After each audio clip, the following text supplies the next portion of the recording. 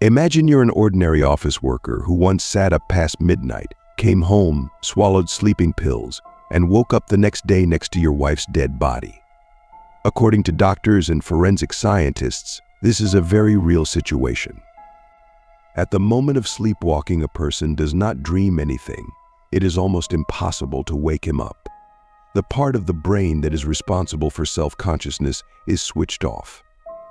However, he walks with his eyes open, automatically, like an animal, perceives the space around him, and can perform quite complex, previously learned actions, for example, dress, drive a car, cook food.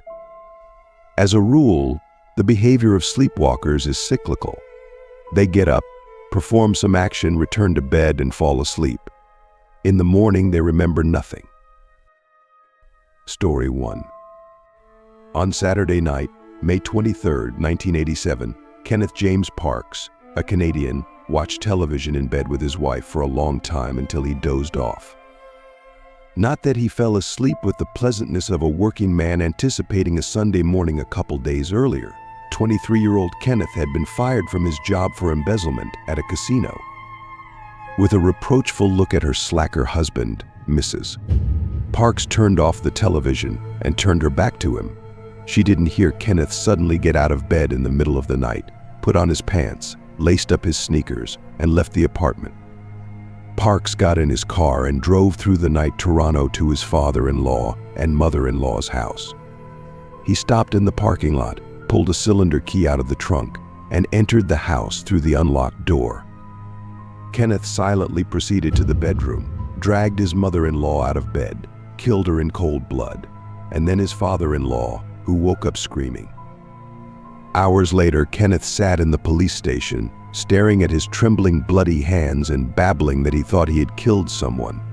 Parks claimed he woke up in his car in the middle of town, holding onto the blood-stained steering wheel and not realizing how he got there.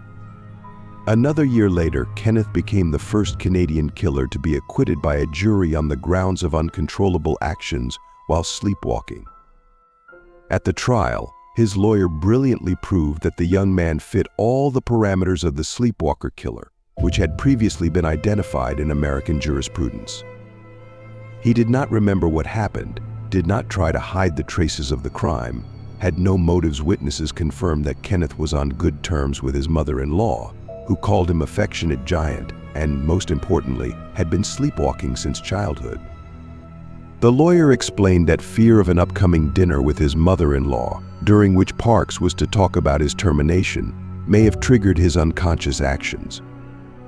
Dear viewers, before the next story, it's time to post a like and subscribe to the channel. It will help me make more cool videos and delight you with new stories. Story 2. The first case of murder in the state of sleepwalking was recorded in America in 1845. Albert Tyrrell, a solid Massachusetts esquire in the prime of his life, suddenly abandoned his household, wife and child, and settled in Boston to meet regularly with a local maiden of easy virtue, Maria Bickford. Albert insisted that the beautiful Mary quit her obscene business and move into his apartment.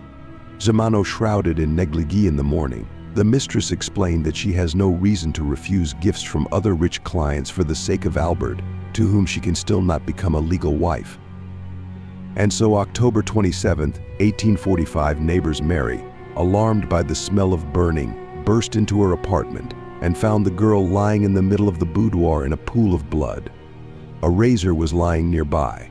Flames were blazing all around. The murderer had set fire to Bickford's apartment in several places. Suspicion immediately fell on Albert, as neighbors regularly heard his violent quarrels with his mistress. A few months later, Tyrrell was caught in New Orleans. At his trial, he claimed that on October 27th, he woke up in his bed with bloody clothes. Puzzled after changing his dress, he learned from the morning papers about the murder and began to speculate about his nocturnal adventures.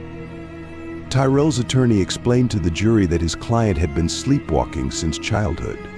He was merely fulfilling his vague desires when he burst in on Mary, and the news of his beloved's death had thrown him into despair. One can never know now how it really was. At the time, however, the simple-minded Boston jury was so dumbfounded by the mysterious events that they reached a unanimous verdict: not guilty. Story 3. It was a bleak October evening in 2003 in Manchester. Jules Lowe had decided to spend it with his father. The 82-year-old man's second wife, Jules' stepmother, had recently died. The two men decided that it would be easiest for them to talk about family troubles over a glass of whiskey in a nearby pub.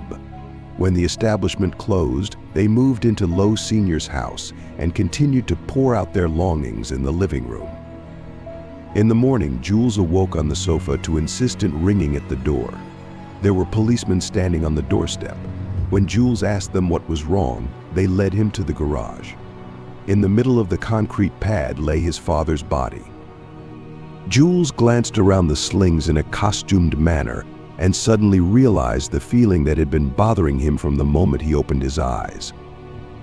It wasn't that his head was incredibly splitting, it was the whimpering of his battered, scraped hands. That's how the story was told by Lowe's lawyer in court. As you might have guessed, he then added that his client had an extensive history of sleepwalking. Since it was the 21st century, Lowe was sent to a somnologist. The doctors took an encephalogram of the perpetrator during slow-wave sleep and found abnormalities in it. The jury had no choice but to believe the lawyer and acquit Jules.